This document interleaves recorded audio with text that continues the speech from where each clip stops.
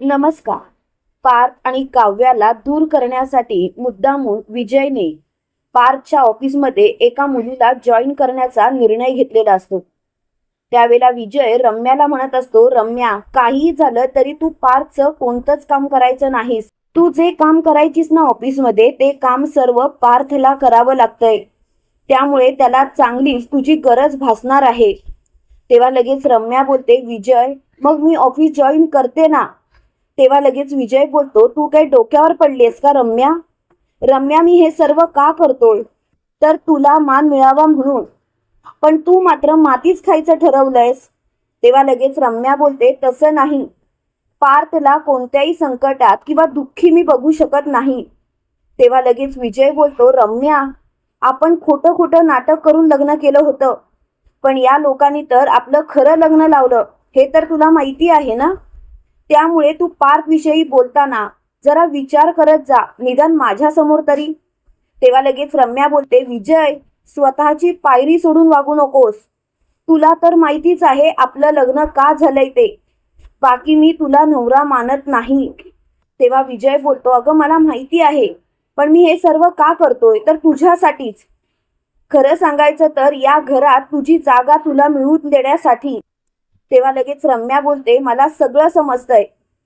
तेवढ्या तिथे वसुहत्या आलेली असते. त्यावेळेला रम्या वसुहत्याला बोलते, आई, आई, तुला काय वाटतं, मी करू का ऑफिस जॉईन? तेव्हा लगेच विजय बोलतो, सासूबाई, तुम्हीच समजवा आता, कारण ही तर माझं ऐकतच नाही. हिला समजतच नाहीये का?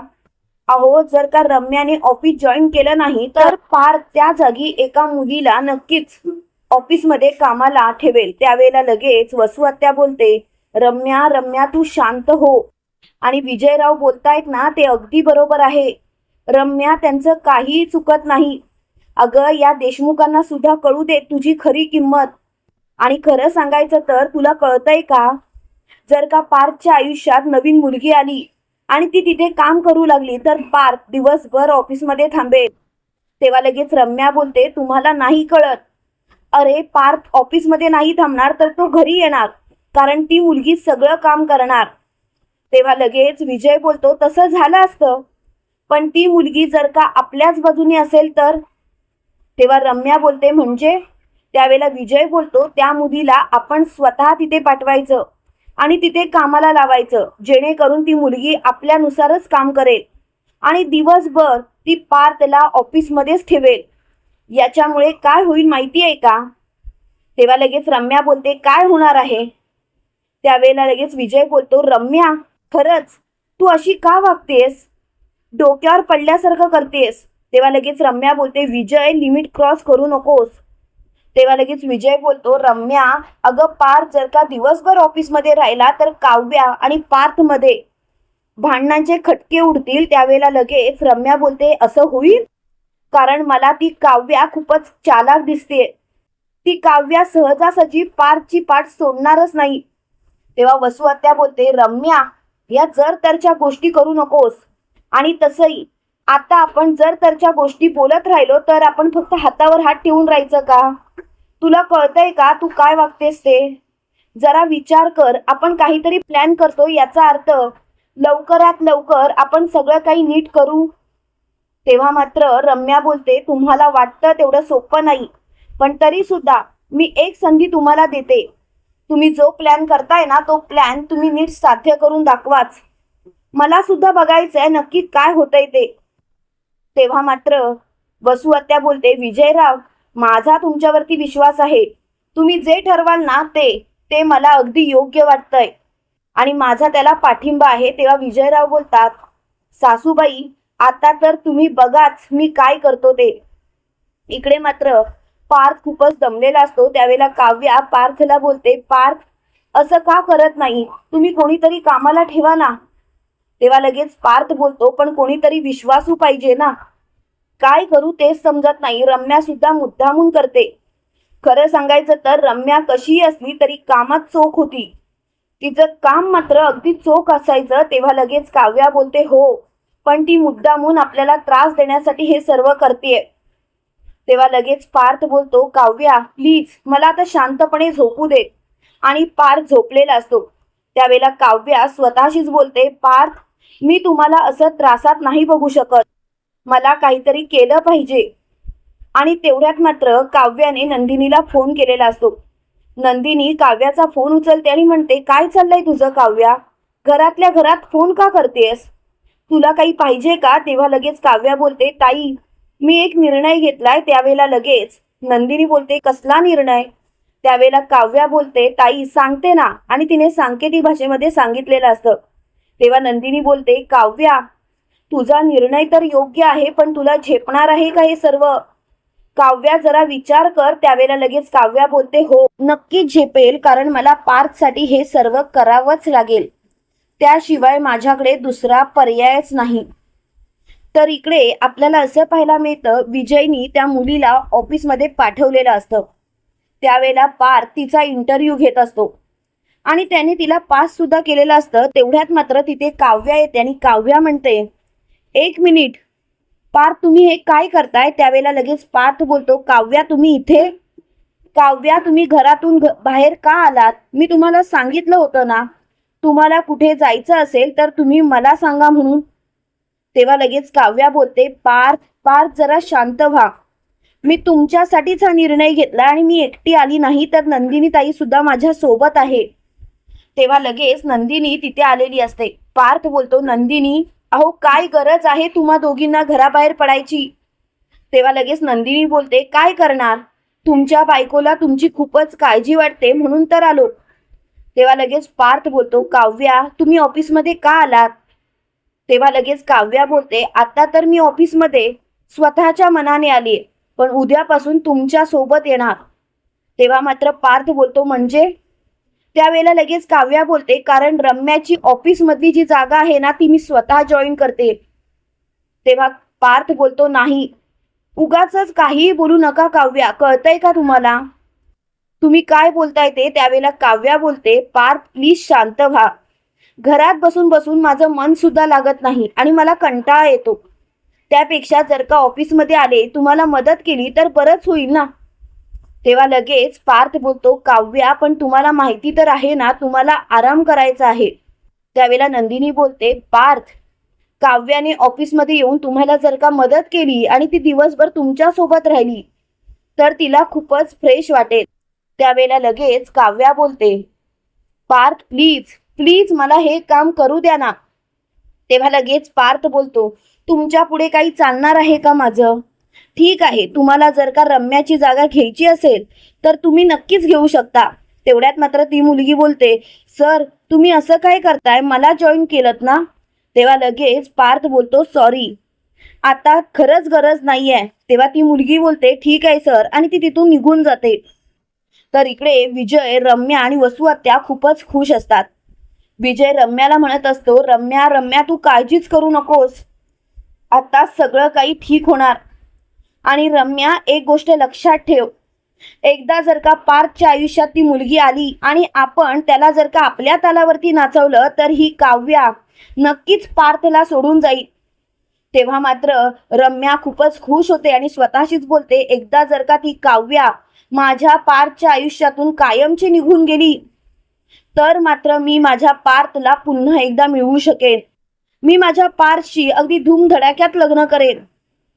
तेवढ्यात मात्र वसुहत्या बोलते, रम्या रम्या अगं कुठे हरवलीस तू? रम्या अगं बोल तरी. त्यावेळेला रम्या बोलते, आई आई खरंच आपल्या मनासारखं होईल का? तेव्हा लगेच वसुहत्या बोलते, हो नक्कीच होईल, आणि तू प्लीज आता स्वतःला शांत कर बघू.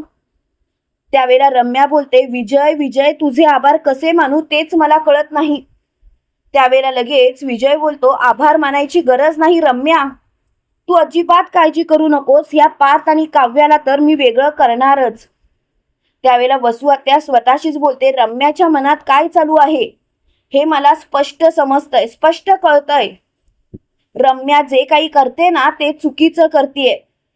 रम्या विजयरावांना सुद्धा दगा देतेय हे मला माहिती आहे, पण तरी सुद्धा ते तिच्यासाठी किती करतायत. तेवढ्यात मात्र विजय स्वतःशी बोलत असतो, रम्या मला काही समजत नाही का? तुला अजून सुद्धा तो पार्थच पाहिजे, तू त्याच्याच प्रेमात गुंतलेली आहेस, पण मला सुद्धा माझं मिशन कंप्लीट करायचं आहे. मला तुझ्यासोबत संसार करण्यात अजिबात इंटरेस्ट नाही. तेवढ्यात मात्र खाली खूपच हसण्याचे आवाज येत असतात. त्यावेळेला रम्या विजयला बोलते, हसण्याचे आवाज, एवढं कोण खिदळतंय? तेव्हा लगेच वसू आत्या बोलते, विजयराव आपला प्लॅन यशस्वी झालाय ना? तेव्हा लगेच विजय बोलतो, हो सासूबाई, हो, आपला प्लॅन यशस्वी झालाय. काहीही काळजी करायची गरज नाही आहे तुम्हाला. खरं सांगू का सासूबाई, एक गोष्ट लक्षात ठेवा तुम्ही, आता तर सगळं काही विस्कटणार आहे, विस्कटणार. अहो, तो पार्थ आज खिदळत असेल, त्याला असं वाटत असेल की आपण आज घरी आलो, बायकोसोबत वेळ घालवत आहे, उद्यापासून सुद्धा आपल्याला वेळ मिळणार. तर तसं काही होणार नाही. राहू दे तो सासूबाई, आजचा दिवस त्यांचा, उद्याचा दिवस आपला. तेव्हा लगेच रम्या बोलते, नाही नाही, चुकतंय आपलं काहीतरी, कुठेतरी पाणी मुरतंय आणि आपल्याला लवकरात लवकर तिथे जावंच लागणार. आणि ते तिघेही खाली आलेले असतात. त्यावेळेला मानिनी काव्याला म्हणत असते, काव्या, खरंच तुला मानलं पाहिजे, म्हणजे तू तुझ्या नवऱ्याच्या पाठीशी ठामपणे उभी राहतेस हे बघून खरंच मला आनंद झाला. त्यावेळेला विक्रम बोलतो, खरं सांगायचं तर मानिनी सून कुणाची आहे? तेव्हा लगेच मानिनी बोलते, हो हो, कळलं कळलं मला. तेव्हा लगेच नंदिनी बोलते, काव्या, खरंच अभिमान तर मला सुद्धा वाटतो तुझा. आज तू जो निर्णय घेतलास ना तो योग्यच आहे. तेव्हा लगेच पार्थ बोलतो, काव्या, पण तुम्हाला हे सर्व झेपेल ना? तेवढ्यात वसू आत्या, विजय आणि रम्या तिथे आलेले असतात. त्यावेळेला वसू आत्या मानिनीला विचारते, काय चाललंय तुमचं? किती रात्र झाले, झोपायचं टाकून खिदळताय काय? दुसऱ्यांची झोपमोड होते नाही का? तेव्हा लगेच मानिनी बोलते, हो का, तुमची झोपमोड झाली? आम्हाला तर वाटलं तुम्ही तुमच्या लेकीच्या खोलीमध्ये होतात, काहीतरी आमच्याबद्दल कुरघोड्या करत होतात. तेव्हा लगेच वसू आत्या बोलते, मानिनी, उगाच जास्त बोलू नकोस, तोंड तर आवरतच घे तुझं. त्यावेळेला लगेच मानिनी बोलते, पुरे, मला आता हा विषय वाढवायचाच नाही. तेव्हा लगेच मानिनी बोलते, वसुताई, अहो मी काय केलंय? आम्ही सगळेजण हसत होतो कारण आमच्यामध्ये आनंदाचे क्षण आहेत, पण तुम्ही कशाला मध्ये मध्ये चोंबडेपणा करताय? तेव्हा लगेच वसू आत्या बोलते, मानिनी, असं नाही का वाटत तुला, तू अति बोलतेस? आणि तसंही पार्थ तुला ऑफिसमध्ये काम नाही आहे का? तेव्हा लगेच काव्या बोलते, उद्यापासून पार्थ लवकरच घरी येतील. तेव्हा रम्या आणि विजयराव हसायला लागतात. तेव्हा विजय बोलतो, हो, पार्थ आणि लवकरात लवकर घरी येईल. कसा येईल ना पार्थ लवकरात लवकर घरी? कारण माझी बायको तिची कामं करायला तिथे ऑफिसमध्येच नाही, कारण तिची तुम्हाला किंमतच नाहीये ना. तेव्हा मात्र मोठ्याने काव्या बोलते, पण त्याची आता काही गरजच नाही. आणि राहिला प्रश्न विजयराव तुमच्या या वागण्याचा, तर मला तर समजतच नाही तुम्ही असं का वागता ते. आता यापुढे पार्थ लवकरात लवकर घरी येणार. तेव्हा मात्र विजयराव हसत असतात. त्याच वेळेला लगेच मानिनी बोलते, काव्या, या सर्वांचं जाऊ दे, तू जो निर्णय घेतलास ना तो अगदी योग्य आहे आणि मला तो निर्णय अगदी योग्य पटलाय. हे ऐकून विजयराव बोलतात, कसला निर्णय? त्यावेळेला लगेच मानिनी बोलते, खरं तर आम्हाला तुम्हाला सांगायची गरज नव्हती, खरं सांगायचं तर नव्हतंच तुम्हाला सांगायचं, पण आता मात्र मी तुम्हाला सांगूनच टाकते. उद्यापासून पार्कच्या ऑफिसमध्ये रम्याची जागा काव्याने जॉईन केली आहे, म्हणजे उद्यापासून काव्या पार्थ सोबत ऑफिसला जाणार. हे ऐकून विजय, रम्या आणि वसू आत्याच्या पायाखालची जमीनच सरकते.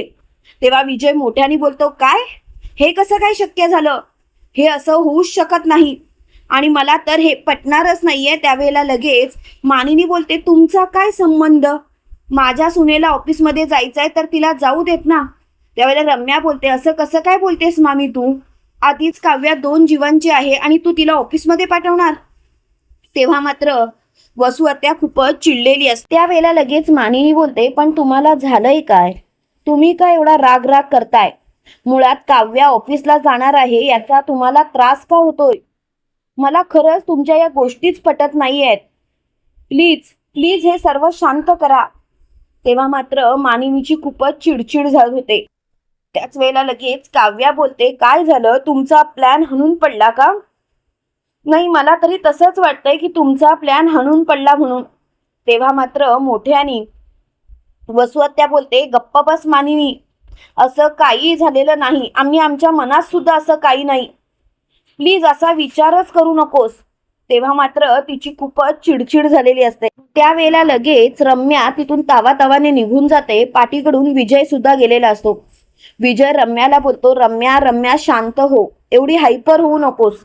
रम्या तू एवढी हायपर का होतेस? त्यावेळेला रम्या बोलते, गप्प बस, तुझ्यामुळे हे सर्व झालं. मी ऑफिस जॉईन केलं असतं तर हे सर्व झालंच नसतं. काय गरज होती तुला मध्ये मध्ये सर्व बोलायची? आता बघितलंस ना, सगळा प्लॅन हणून पडला. शेवटी ती काव्य आता ऑफिसमध्ये जाणार आणि माझी जागा घेणार आणि पार्थच्या पाठीपाठी करणार. तेव्हा मात्र विजय बोलतो, रम्या असं नाही का वाटत तू अति करतेस म्हणून? त्यावेळेला लगेच रम्या बोलते, प्लीज आता हा विषय इथल्या इथे थांबवच, कारण मला या विषयावर वाद घालायचाच नाहीये. त्यावेळेला लगेच वसुहत्या बोलते, रम्या रम्या शांत हो, आणि हा विषय जर का थांबवलास तर बरंच होईल. प्लीज विषय वाढवू नकोस रम्या. त्यावेळेला रम्या बोलते, सगळं फिसकटलंय, कळतंय का तुम्हाला? इकडे मात्र काव्या पार्थला म्हणत असते, पार्थ बघितलत का, चेहऱ्यावरचे रंगच उडाले होते. तुम्हाला काय वाटतं मित्रांनो, खरोखर आता तरी विजयचा खरा चेहरा काव्य आणि पार्थ समोर येईल का? कमेंट करून नक्की कळवा. आणि असेच मालिकेंचे नवनवीन अपडेट पाहण्यासाठी व्हिडिओला लाईक, चॅनलला सबस्क्राईब करायला विसरू नका.